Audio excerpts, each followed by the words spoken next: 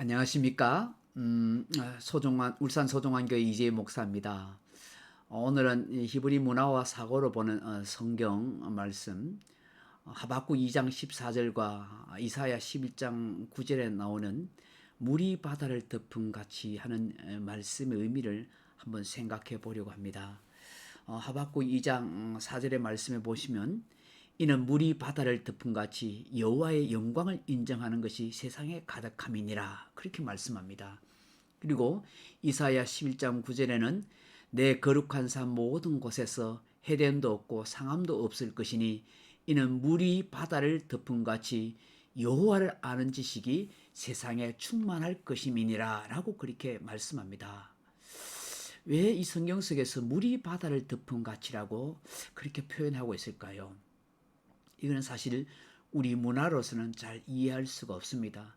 힐빈들의 문화와 사고를 알지 못하면 이 말이 의미하는 바를 잘 이해할 수가 없는 것이죠. 어쩌면 히브리인들의 관용구적인 그 의미로 사용되고 있다라고 그렇게 생각할 수가 있습니다. 그렇다면 먼저 물에 대한 개념을 좀 생각해 보려고 합니다. 여러분, 유대인들, 특별히 이 히브리인들에게 있어서 물이란 굉장히 중요한 의미를 담고 있지요. 비가 많이 오지 않고 잘 오지 않는 이 팔레스틴 지역에 사는 이 이스라엘 사람들에게 있어서 물이라는 것은 곧 생명을 상징한다라고 그렇게 말씀하고 있는 것이죠. 물이란 생명을 유지시켜주는 귀한 것으로 그렇게 생각했습니다. 그런데 물 중에서도 사람의 손이 닿지 않는 물과 사람의 손이 닿는 물로 그렇게 나누었다 하는 것입니다. 사람의 손이 닿는 물은 그것을 얻기 위해서 그만큼 수고하고 고생을 해야만 얻을 수가 있는 것이죠. 그런 물 중에서 주로 이제 우물물이나 웅덩이가 있습니다. 지하수를 파기 위해서 엄청난 노력과 수고를 많이 합니다.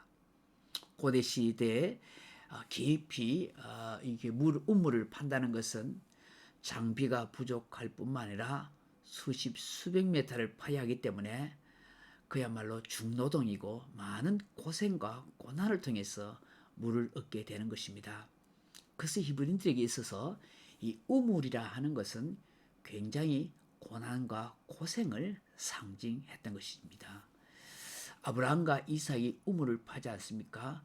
그만큼 고생과 시간을 많이 들여서 수고했다 하는 것을 보여주는 것입니다. 또 요셉의 웅덩이가 있습니다. 이것은 고난과 고생의 시간을 상징합니다. 예레미야가 빠진 웅덩이가 있습니다. 고초를 겪고 있는 인생을 상징하기도 합니다.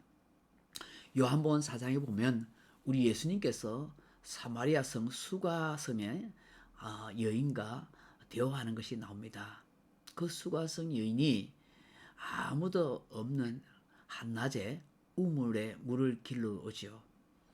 그 의미는 수가성 여인이 얼마나 마음의 상처와 인생의 고달픔이 가득한가를 보여주는 의미인 것입니다. 그런 반면에 예수님의 생수는 은혜와 하나님의 사랑을 상징하기도 합니다. 히브리인들이 있어서 비, 이슬, 시내, 강, 샘물은 하나님의 은혜로 생각했습니다. 왜냐하면 이러한 물은 사람이 수고해서 노력해서 얻는 물이 아닙니다. 사람의 손이 닿는 물이 아닌 것입니다. 하나님께서 자연스럽게 내려주시는 물이라고 생각했기 때문에 비, 이슬, 강, 샘은 하나님의 은혜다, 그렇게 생각했던 것입니다. 여러분, 요한계시록 47장에 보시면 성전 문지방에서 흘러나오는 물이 있지 않습니까? 이것은 곧 하나님의 은혜가 흘러나온다 하는 것을 상징했던 것이죠. 요엘서 3장 18절에 보면 그날에 산들이 단 포도주를 떨어뜨릴 것이며 작은 산들이 젖을 흘릴 것이며 유다 모든 시내가 물을 흘릴 것이며 여호와의 전에서 샘이 흘러나와서 시딤 골짜기에 내리라, 그렇게 말씀합니다. 여러분, 마가복음 12장 43절에 보시면 더 더러운 귀신이 물 없는 곳을 다니며 시기를 구하되 얻지 못하고 하는 말씀이 있습니다. 이게 귀신이 물 없는 곳을 다닌다는 게 무슨 의미일까요? 뭐 강이나 샘물이나 호수가 없는 곳을 귀신이 찾아다닌다, 그런 곳을 좋아한다 하는 의미일까요? 그런 것은 아닙니다. 여기에서 나오는 이 물이라는 것, 즉 하나님의 은혜가 미치지 못하는 곳을 말하는 거예요. 이 귀신은 물 없는 곳을 찾아다닌다는 것은 하나님의 역사와 하나님의 은혜가 없는 곳을 다니면서 그곳에 점령하며 그곳을 쉬며 살아가길 원한다는 것입니다. 여러분, 사도행전 16장 3절에 보시면은 사도 바울이 빌립보 성에 복음을 전하러 옵니다.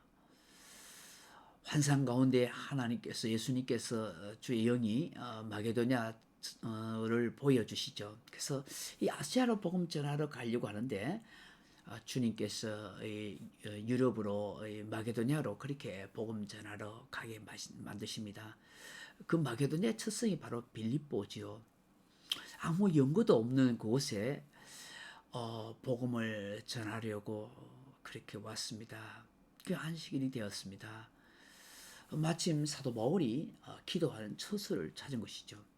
여러분, 유대인들은 흩어져 살아가는 곳에 적어도 12명 정도의 성인이 있으면 항상 회당을 지었습니다.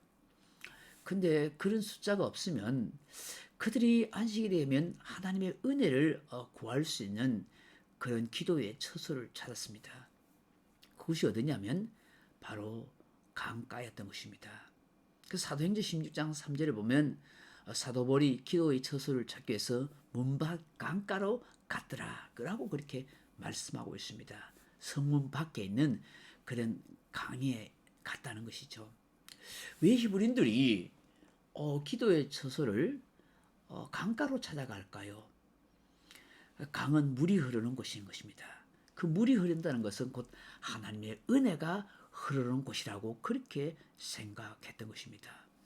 그런 문화적인 그런 사고가 그들 속에 있었기 때문에 항상 물이 흐르는 곳은 하나님의 은혜가 흐른다라고 그렇게 믿고 생각했던 것이죠. 거기에 기도하러 갔다가 자중상사 누디아를 만나는 하나님의 놀라운 은혜가 정말 임하는 역사가 있었죠. 그렇다면 이런 이 하박국 2장 4절의 말씀이 있으나 그리고 이사야 11장 9절에서 말씀하는 것처럼 도대체 이 물이 바다를 덮는다 하는 것이 무슨 의미일까 하는 거예요. 빗물이 홍수처럼 내려와서 바다를 다 덮어버린다는 것일까요? 그건 아닙니다. 이사야 선지자나 하박국 선지자가 말씀하는 것은 그런 의미가 아닙니다. 그럼 무슨 뜻일까요?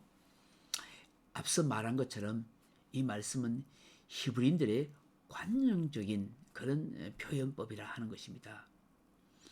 이런 바다는 뭐 아주 푸른 바다, 뭐 다 사람들이 로망을 생각하고 너무 좋아하죠.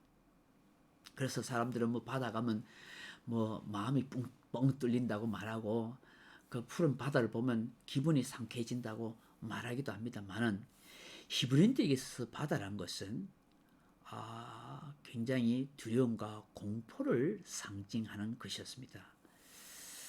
이 바다를 야함이라고 그래 말하는데 히브리인들은 주로 산지에 많이 살았기 때문에 이런 물 바다에 대한 것은 굉장히 개념이 약합니다. 그래서 특별히 이 바다는 굉장히 그들에게 어떤 두려움의 대상이기도 했습니다.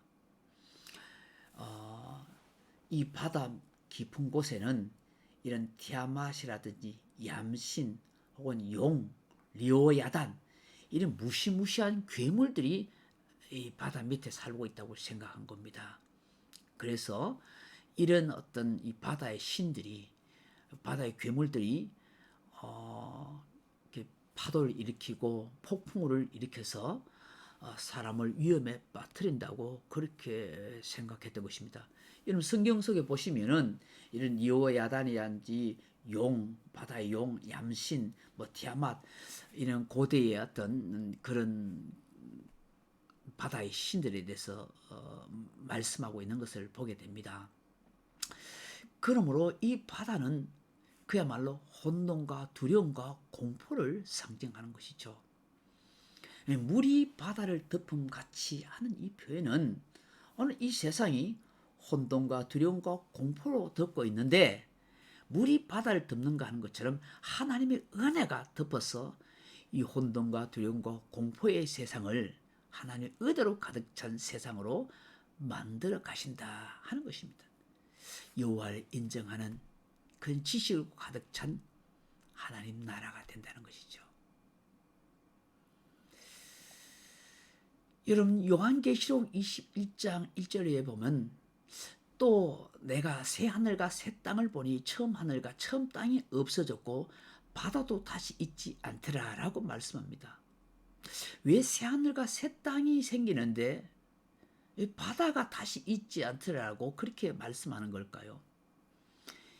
이 말씀은 바로 히브리인들의 사고를 따라서 하나님 나라 천국에는 더 이상 두려움과 공포와 혼란이 없는 샬롬의 나라입니다. 안식이 넘치는 나라입니다. 하는 것을 말씀하고 있는 것입니다. 여러분 예수님께서 오셔서 물 위를 바다 위를 걷지 않습니까? 갈릴리 그 바다 갈릴리 호수를 걷습니다. 그리고 그 갈릴리 바다가 풍파가 칠 때 예수님 그 바다를 꾸짖어서 잠잠케 하시지 않습니까? 이건 무엇을 상징합니까? 바로 창조주 하나님이 우리 예수님이라는 사실을 말씀하는 것입니다. 바다 위를 걸어오신다는 것은 히브리인들의 사고에 하면 바다의 신을 밟으시고 무찔렀다 하는 것을 말씀하는 겁니다.